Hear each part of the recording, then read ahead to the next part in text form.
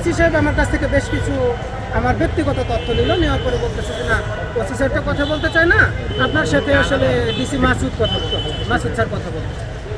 তো DC Masud sir প্রথমেই যে আমাকে, আমি বললাম যে আমাকে কি গ্রেপ্তার করা হলো নাকি আমাকে গ্রেপ্তার বাদেই জিজ্ঞাসাবাদ করা হচ্ছে, কারণ এটা তো একটা নিয়ম কানুন আছে, কারণ এটা নিয়ে মামলা হয়েছে, এটা একটা নিয়মের ভিতরে আসতে হবে। যদি আমাকে জিজ্ঞাসাবাদ করার দরকার হতেই পারে, আমি আইন শৃঙ্খলা রক্ষাকারী বাহিনীকে সহযোগিতা করবো, তবে আমাকে নোটিশ করতে হবে, আইনি প্রক্রিয়ায় আগাইতে হবে।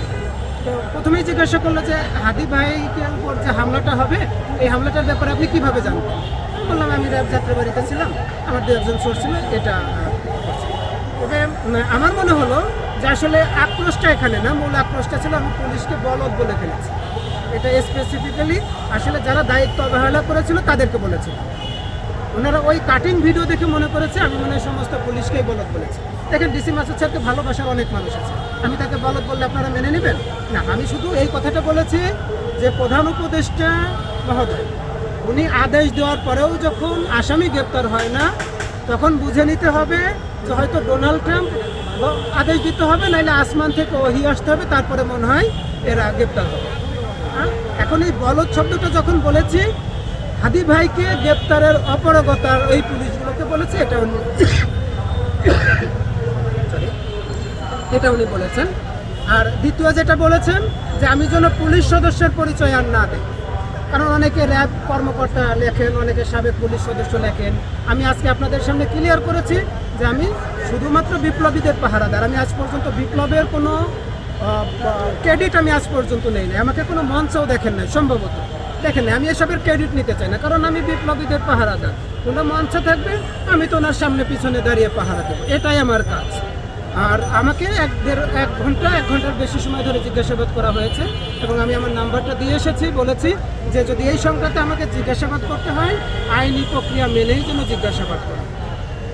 আচ্ছা, মূলত হাদি ভাইয়ের যেদিন আমরা দেখেছি গুলিবিদ্ধ হন, তার আগে আপনি কি বার্তা দিয়েছিলেন এইটা একটু আমরা জানবো। আমি হাদি ভাইকে বলেছিলাম যে হাদি ভাই আপনার উপর আক্রমণটা হতে পারে, কারণ আওয়ামী লীগ একটা কর্মসূচি ডেকেছে, আমি যেহেতু একটা নিউজ পেয়েছি, আপনি একটু সাবধান থাকেন।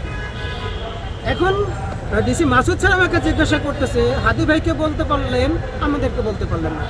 দেখেন আমার কাজ হলো যার উপর আক্রমণটা হবে, আমি গোপালগঞ্জ থেকে এরকমের, আমি নিজে থেকে এনসিপির নেতাকর্মীদেরকে সেভ করার চেষ্টা করেছি। আমার প্রতি আমার আত্মবিশ্বাস আছে, এটা কি আমার দোষের বলেন তো?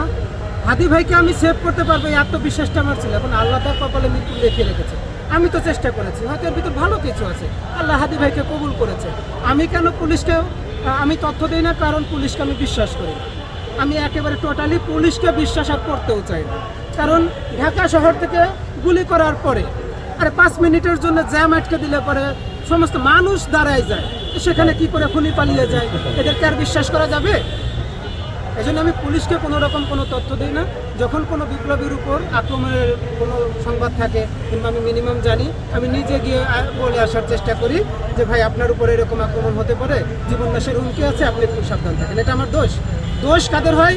যারা বলে 4টা গুলি করার কথা ছিল, একটা করার পরে ব্যারেল জ্যাম হয়ে গেছে, 3টা গুলি করতে পারে নাই। দোষ তাদের হয় যারা বলে এই গাড়ি বদলে ওই গাড়ি বদলে, এদের সহযোগিতায়, নানকের এপিএস এর সহযোগিতায় দেশ ছেড়ে পালাই গেছে, দোষটা তাদের হয়। আমার কথাটা বুঝতে, আমি কোনো তথ্য বিভ্রাট করতে চাই না, আমি আইন বুঝি, আমি আইন মানি।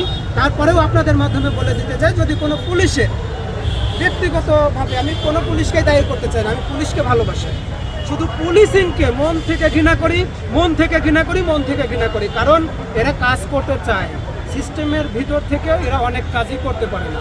আর এই কাজ করতে না পারার যে এদের অদক্ষতা, এরা মন থেকে চায় আমাদের পাহারা দিতে, এরা মন থেকে চায় আইন শৃঙ্খলা রক্ষা করতে, কিন্তু এরা পারে না। কি কারণে? কারণ এদেরকে যারা আদেশ দেয়, এইসব উপদেষ্টারা আরেকজনের কাছ থেকে আদেশ নেয়, ডিজিএফআই, সেনাবাহিনীর, এদের কাছ থেকে। এরা কার থেকে আদেশ নেয়? এরা বাইরের দেশের দাদাদের কাছ থেকে, রয়ের কাছ থেকে আদেশ নেয়। সম্ভবত এ কারণেই পুলিশ আমাদের দেশে স্বাধীনভাবে কাজ করতে পারে না। তাহলে বিপ্লব পরবর্তী সময়ে আমাদের দেশের সীমানায় কীভাবে 35 জন মানুষ খুন হয়ে যায়, আমাদের দেশের সীমানা থেকে কীভাবে একটা ছাগল চুরি হয়ে যায়, ওদিকে পাকিস্তানের সীমানায় গিয়ে 6টা বিমান হারাই আসছে, 100 জন সৈন্য হারাই আসছে।